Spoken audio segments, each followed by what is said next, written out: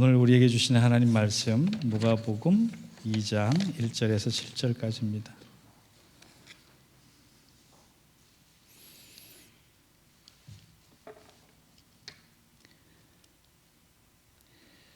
한 절씩 교독하겠습니다. 그때에 가이사 아구스도가 영을 내려 천하로 다 호적하라 하였으니 이 호적은 구네리오가 수리아 성도로 되었을 때 처음 한 것이라. 모든 사람이 호적하러 각각 고향으로 돌아가매 요셉도 다윗의 집 족속이므로 갈릴리 나사렛 동네에서 유대를 향하여 베들레헴이라 하는 다윗의 동네로 그 약속한 마리아와 함께 호적하러 올라가니 마리아가 이미 잉태하였더라. 거기 있을 그때에 해산할 날이 차서 우리 함께 읽겠습니다.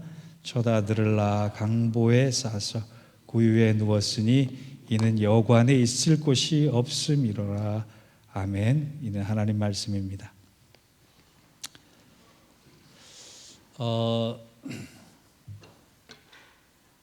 우리가 보통 죽은 사람을 놓고는 추도 예배를 드리지 생일잔치를 하지는 않습니다. 생일잔치는 살아있는 사람을 향해서 하는 겁니다. 또 위해서 하는 겁니다. 오늘 예수님 생일잔치 하는 날이에요.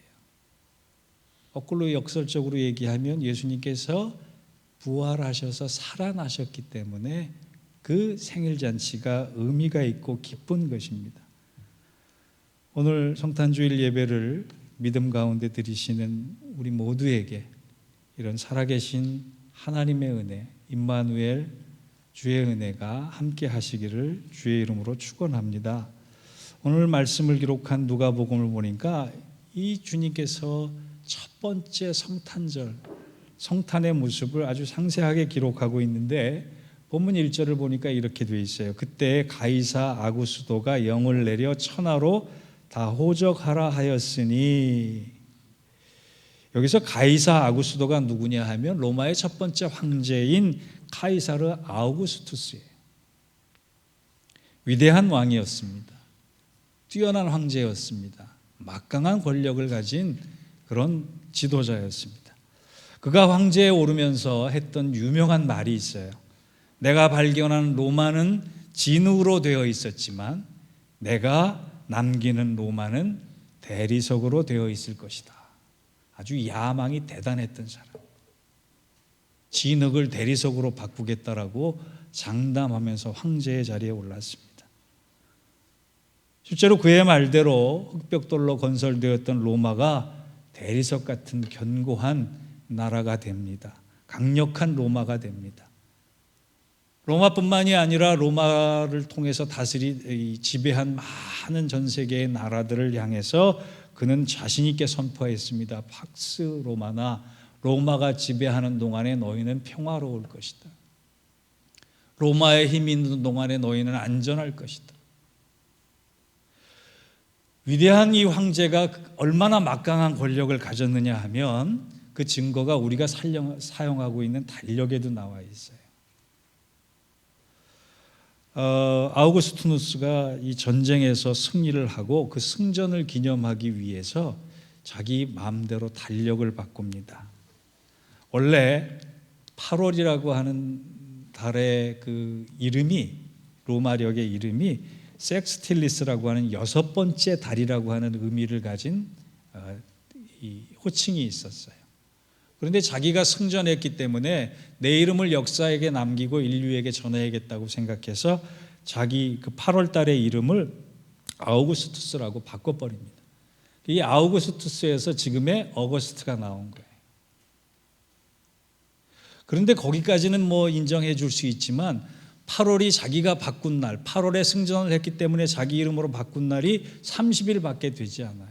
한 달에 제일 긴 달이 며칠이죠? 31일이잖아요. 근데 자기가 바꾼 달의 날이 30일밖에 되지 않으니까 양이 안 차는 거예요. 그래서 하루를 띄어다가 8월을 31일로 만들고 하루를 줄인 달이 언제냐면 2월 달이에요. 그래서 2월이 28일이 되고 8월이 31일이 됐던, 세상의 질서와 지배를 다 바꿔버린 강력한 왕이, 이 막강한 권력을 지닌 왕이 지금 명령을 한 겁니다. 내가 지배하고 있는 모든 나라에 인구조사를 실시하겠다. 너희는 다 고향으로 돌아가서 호적을 정해라. 호적을 다시 한번 정리해라. 그러면 인구의 숫자가 파악이 될 것이고 나라의 출신이 파악이 될 것이고 그리고 그 일을 통해서 세금을 거둘 수 있는 근거가 생기고 또 하나 젊은 군인들을 차출할 수 있는 명분을 찾는 겁니다. 전 세계를 지배하다시피 한 이 막강한 왕의 명령에 동으로는 페르시아, 메소포타미아, 서로는 스페인, 남쪽으로는 북아프리아에 이르기까지 모든 사람들이 자기 고향으로 이동하기 시작했어요. 민족의 대이동이 아니라 세계 역사, 세계 인구의 대이동이 될 만큼 큰 혼란이 일어났습니다. 이 명령을 거역할 수 없어서 마리아와 요셉도 오늘 그가 있었던 나사렛에서 한 94마일 정도 떨어져 있는 베들레헴까지 지금 호적을 정리하기 위해서 올라가고 있는 길이었어요. 베들레헴이라고 하는 것 여러분 원래 에브라다라고 불렸고 야곱의 가장 사랑했던 아내 라헬의 죽은 곳이었고 룻의 이야기가 거기서 펼쳐졌고 또 다윗의 고향이기도 한 곳이. 제가 직접 가봤더니 인구 8,000명이 사는 다행스럽게 인구 8,000명은 장사를 위해서 그랬는지 대부분 크리스찬이었어요. 아주 작은 도시였습니다. 예루살렘 남쪽에 떨어진 이 작은 도시 전체를 다해서도 8,000명, 10,000명 미만이 살 수밖에 없는 이 소도시에 요셉의 때 얼마나 더 작고 초라했겠어요. 호적을 정리하기 위해서 요셉과 마리아가 동행해서 묵을 곳을 찾는데 외지인들이 다 들어왔기 때문에 묵을 곳이 없었어요. 방이 없었어요. 그래서 요셉과 마리아는 아기 예수를 마굿간에서 날 수밖에 없었다. 이것이 오늘 우리가 읽은 본문의 배경입니다. 성탄절날 이 본문을 통해서 우리가 생각해야 될 것이 좀 몇 가지가 있어요. 첫째는 이 성탄 이야기가 예수님의 나심만을 이야기하는 것이 아니라 그 이야기를 통해 우리에게 들려주시고자 하는 하나님의 의도가 있는데 그것이 뭐냐? 보이지 않지만 우리 각자를 향한 하나님의 섭리와 인도가 분명히 있다는 거예요. 미가서 5장 2절을 보면 미가 선지자가 베들레헴에서 예수님께서 탄생하실 것이다 예언을 합니다. 베들레헴 에브라다야 너는 유다 족속 중에 작을지라도 이스라엘을 다스릴 자가 내게로 나올 것이라 그의 근본은 상고에 있느니라. 그 전까지 이스라엘 사람들은 베들레헴이라고 하는 동네에 대해서 별로 관심도 없었어요. 촌이었기 때문에 성경 자체에 언급을 할 필요성도 별로 느끼지 못할 정도로 초라하고 소외된 곳이었어요. 그런데 그곳에서 메시아가 태어난다고 미가 선지자가 예언을 하니까 사람들은 이것을 믿어야 할지 말아야 할지 고민하기 시작했습니다. 그런데요, 사람들은 믿지 않을 때, 사람들은 잊어버릴 때 하나님은 한 번 약속하신 것을 계속 만들어 가십니다. 예수님이 오셔야 할 때 하나님께서는 로마 제국을 사용하셨고 아우구스투 황제를 사용하셨고 그로 하여금 인구조사를 실시하게 했고 때마침 요셉이 마리아에게 청혼을 하게 했고 그리고 그들은 함께 호적을 등록하기 위해서 나사렛에서 베들레헴으로 올라갈 수밖에 없도록 하나님께서 참 정교하게 그 스케줄을 맞추어 가고 계셨습니다. 다 따로따로 된 일인 것 같은데 하나님은 그 일을 통해서 하나님의 약속을 위해 하나님의 섭리를 위해 짜집기 하고 계셨어요. 여러분 우리도 마찬가지.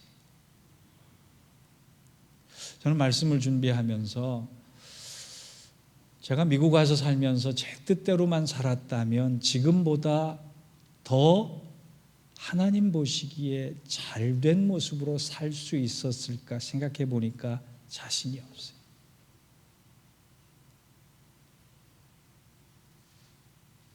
이리 깨지고 저리 뒹굴고 앞으로 넘어지고 뒤로 자빠지고 여기까지 왔는데 이 모습 이대로를 하나님은 가장 정교하게 다듬고 계셨다라고 하는 거예요. 여러분, 지나고 난 다음에 이 일 때문에 하나님이 날 넘어지게 하셨구나. 이 뜻을 이루시기 위해서 하나님이 날 이렇게 아프게 하셨구나. 이 순간이 하나님만을 위해서 내 삶이 쓰여질 수 있도록 이 길로 인도하셨구나라고 하는 고백을 하지 않을 수 없는 그런 순간으로 인도함 받지 않으셨어요? 우리는 영적 무지와 불신 때문에 하나님의 섭리와 인도를 잘 못 볼 때가 얼마나 많은지 몰라요. 저는 이 예수님의 탄생 이야기를 통해 예수님의 이야기를 다듬어 가시듯이 우리 인생의 삶도 그와 같은 모습으로 다듬어 가시고 섭리하시고 인도하심을 믿고 고백할 수 있는 우리 믿음의 공동체 되기를 주의 이름으로 부탁합니다. 생각해 보세요. 요셉과 마리아가 살던 동네에서 당시에 별로 교통수단도 없었는데 만삭이 된 몸으로 100마일을 걸어서 갔다고 생각해 보세요. 얼마나 고통스러웠겠습니까? 얼마나 불편했겠습니까? 불평하고 불만할 수밖에 없는 그 상황에 순종하고 나니까 하나님의 뜻이 이루어지잖아요. 우리가 인생을 살아가면서 부단히 일어나는 고통과 아픔과 괴로움과 실패와 좌절 때문에 하나님을 원망하는 것 이전에 하나님 이 일을 통해 무엇을 이루시기를 원하십니까? 하나님, 나의 영적인 무지가 깨지고 영적인 눈이 열려서 하나님이 이루어 가심을 볼 수 있도록 저에게 믿음을 더해달라고 기도할 수 있는 여호와 여러분 되길 바랍니다.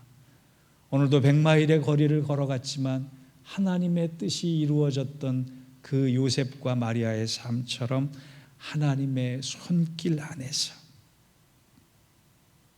믿음의 걸음을 두벅두벅 걸어감으로 하나님의 뜻을 이룰 수 있는 우리 예인교회 성도들, 이번 성탄절에 그 고백과 찬양이 울려나기를 주의 이름으로 축원합니다.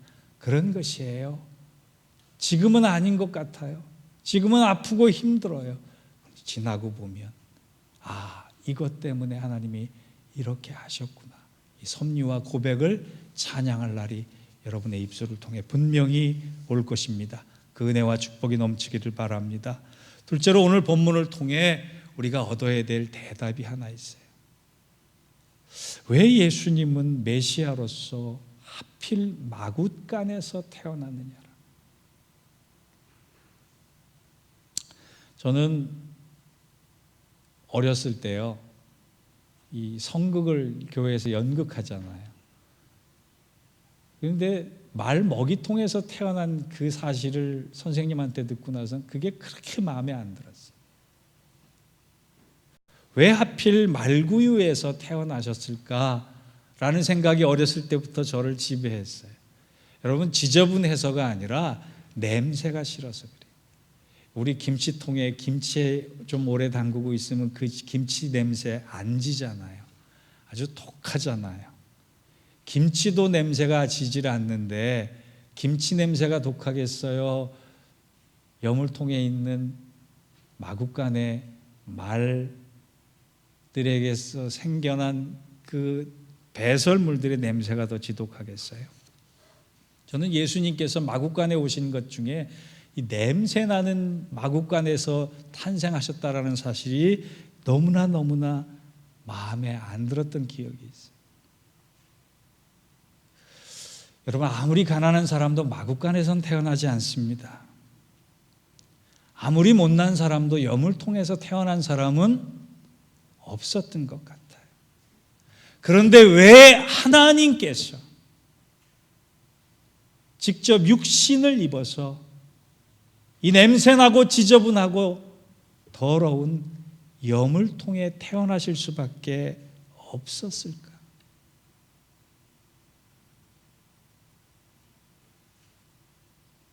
왜 그렇게 오셔야만 했는가? 여러분 뭐라고 대답하시겠어요?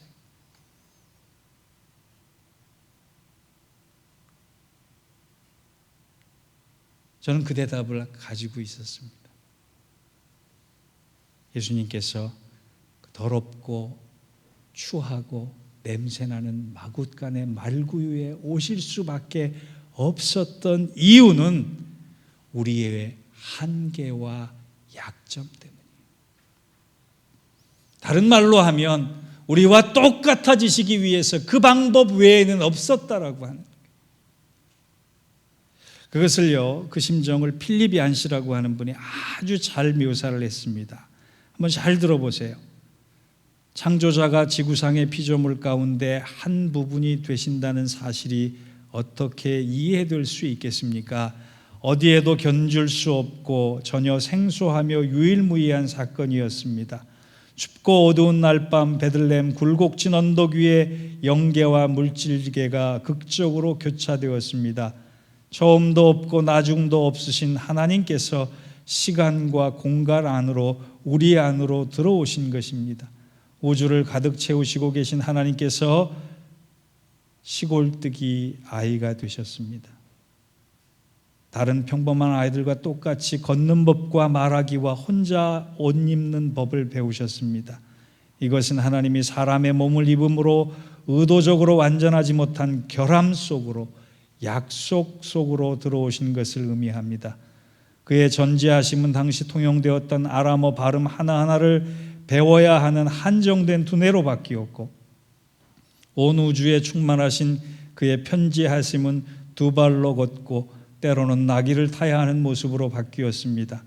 그의 전능하심은 나무를 켤 정도의 힘은 있었지만 자기를 방어할 수 없는 나약한 상태로 변하셨습니다. 한눈으로 온 우주의 별을 바라보시던 그분이 나사렛의 좁은 오솔길과 유대 광야의 바위들과 예루살렘의 복잡한 거리를 쳐다보시게 되었습니다. 화가가 자신이 그린 그림의 한 점이 되듯 극작가가 자신이 쓴 연극 대본의 한 등장인물이 되듯이 말입니다. 저는 이 글을 읽으면서요, 예수님께서 왜 낮아지셨는가의 대답이 이 글 안에 분명히 있었다라고 생각합니다. 의도적으로 완전하지 못한 결함 속으로, 약점 속으로 들어오시기 위해서 더럽고 냄새나고 추한 말구유를, 그 방법, 그 길을 택하실 수밖에 없었다. 이걸 쉽게 얘기하면요, 예수님께서 왜 낮아지셔서 오셨는가? 왜 더럽고 추하고 냄새나는 곳으로 오셨는가? 바로 나 같은 사람을 찾아오시기 위해서 그랬다는 거예요.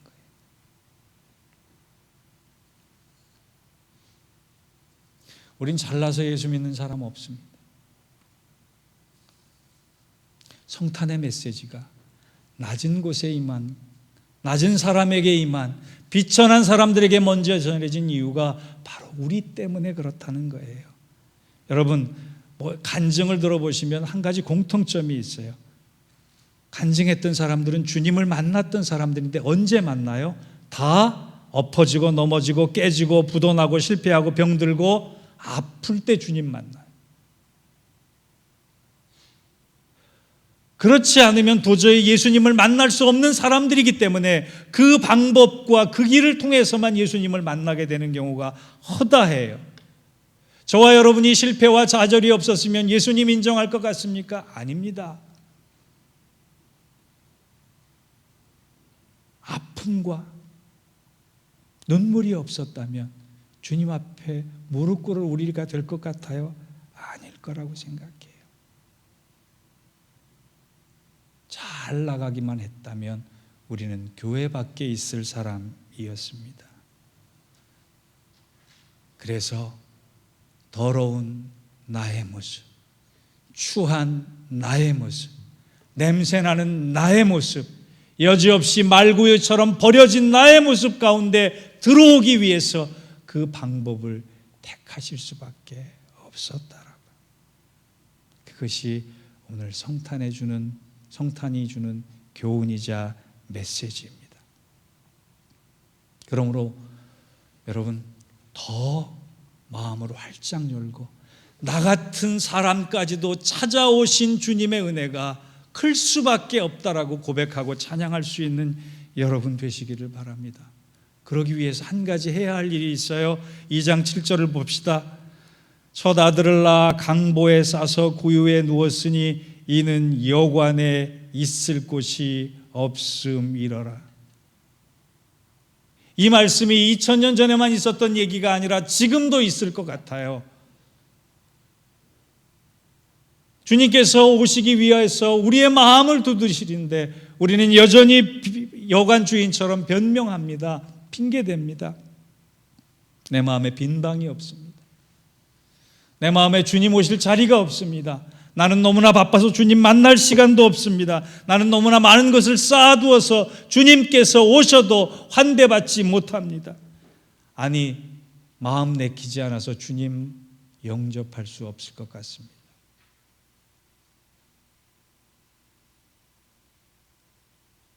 우리의 모든 삶이 하나님의 섭리 가운데 있다면, 말구유에 태어나신 이유가 나를 찾아오시기 위해서 택하실 수밖에 없는 유일한 방법이었다면, 이제 내 마음으로 활짝 열고 주님, 제 마음이 비어 있습니다. 다른 곳이 아니라 제 마음에 찾아와 주옵소서.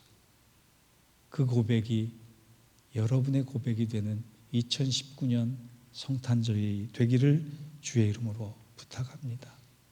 그래야지만 성탄이 되는 거예요. 그 빈 방으로 주님을 모실 때, 빈 마음으로 주님을 모실 때, 빈 영혼이 되어 주님을 모실 때, 아주 오늘 본문에서 3번이나 강조하고 있는 놀라운 일들이 하나 생깁니다. 오늘 본문에 의미심장한 표현이 3번이나 등장하는데 그 3번이 어떤 표현이냐? 호적하러 간. 1절을 보세요. 그때 가이사 아구스도가 영을 내려 천하로 다 호적하라 하였으니. 3절을 보세요. 모든 사람이 호적하러 각각 고향으로 돌아가매. 5절에 보세요. 그 약속한 마리아와 함께 호적하러 올라가니. 왜 이 짧은 본문은 호적이라고 하는 단어를 4번이나 쓰고 호적하러 간다라고 하는 말을 3번이나 쓰고 있을까요? 우리의 이름 석자가 하나님 나라에 분명히 호적 등재되어 있어야 한다는 것을 우리에게 알려주기 위해서예요. 교회는 나와 있지만, 예배의 자리에는 앉아 있지만 주님을 맞이할 수 없으면 아직 우리 이름 석자는 하늘나라에 기록된 사람이 아닐 것입니다. 오늘을 계기로 여러분의 이름 석자, 저의 이름 두자 확실히 하나님 나라에 호적되어서 뺄래야 뺄 수 없는, 지울래야 지울 수 없는 하나님의 사랑 안에 거할 수 있는 여러분의 인생 되기를 주의 이름으로 축원합니다. 자, 오늘 한번 확인해 봅시다. 하늘나라의 호적에 내 이름 석자가 분명히 있기 위해 예수님을 내 마음, 빈 마음 열어서 맞이하겠다 다짐하시는 분들 아멘으로 한번 화답하시고 말씀을 마치겠습니다. 여러분, 하늘나라에 여러분 이름 석자를 위해서 빈 마음 되어서 주님을 맞이하시겠습니까? 기도하겠습니다. 하나님의 자녀로 허물이 수없이 많은 저희들 찾아오시기 위하여 가장 낮고 추하고 더러운 방법과 그 길을 걸어가실 수밖에 없었은 성탄의 의미를 오늘 깨닫습니다.